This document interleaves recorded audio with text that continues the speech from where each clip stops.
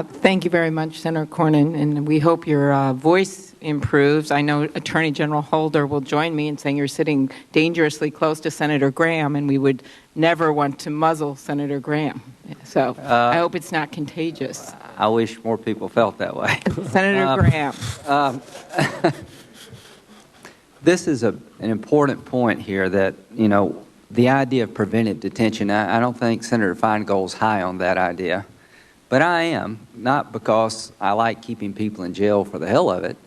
I just think when you're at war and the people you have in your capture, the commander-in-chief is determined through a rational process or part of the enemy force and maybe may go back to the fight, that America's not a better place for letting them go.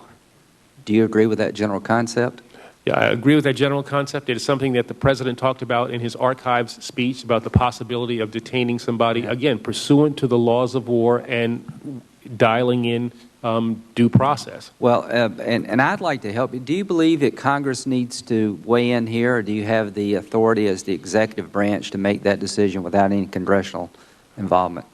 I personally think that we should involve Congress in that process, that we should interact with, I guess, in the first instance, this committee in crafting a law of war detention process or program. I totally agree with you, and, obviously we parted ways on some of this, but these are not easy decisions. So I don't, I think the Bush administration made their fair share of mistakes and also did some good things too. And preventive detention is a concept only known in military law. Is there any theory under domestic criminal law where the government can hold someone without trial indefinitely? Indefinitely? Yeah.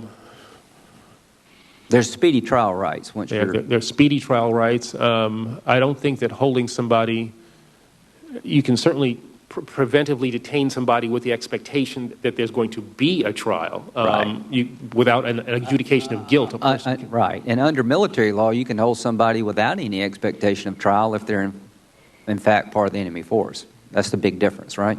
Right. I mean, there's certainly precedent throughout history of holding combatants for the duration of the war. And Mr. Attorney General, my problem with what we're doing here is that let's play this forward.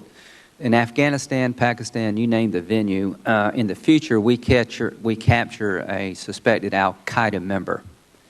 Under your rationale, the decision as to whether they go into federal criminal court or military commissions would not be known at the point of capture. Is that correct? You would make that decision later. Yeah, I think that's correct.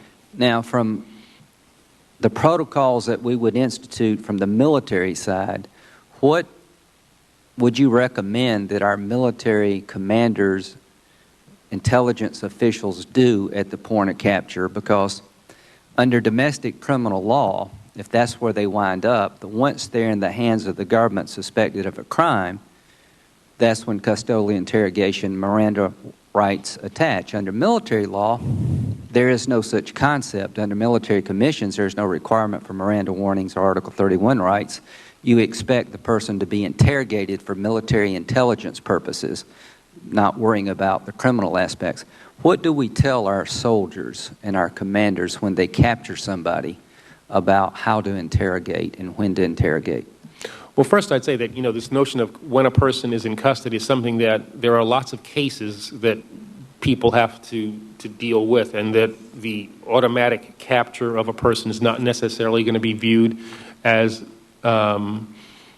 in custody by our courts, though I think that is something we certainly If you were a defense attorney, would you not raise that? I mean, I would. I mean, I have no desire to. But, I would defend anybody because I think defending the worst among us makes us all better. So let me tell you what I would do, Mr. Attorney General. If you took my client, who was suspected to be a member of al-Qaeda, and they were captured on the battlefield into federal court, I would argue that at that moment in time, any questioning of my client without Miranda warnings would be a violation of criminal domestic law. What would your answer be? Well, it would depend, again, on the circumstances. Again, in custody is defined in a variety of ways, and that is something that we have to be sensitive to. In custody, custodial interrogation, you lose the freedom to leave? Yeah, that's certainly a factor.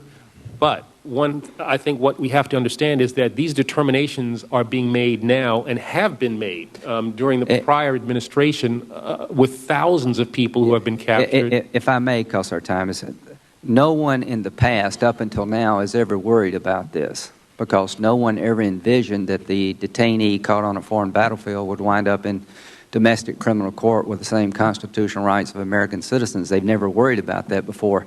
Now I think we have to seriously worry about that, and what I'm afraid of is the war on terror has become a police action, and I think that undermines our national security. But at the end of the day, I look forward to working with you about what we can do with preventive detention and see if we can find a way forward as a nation. Thank you. Okay.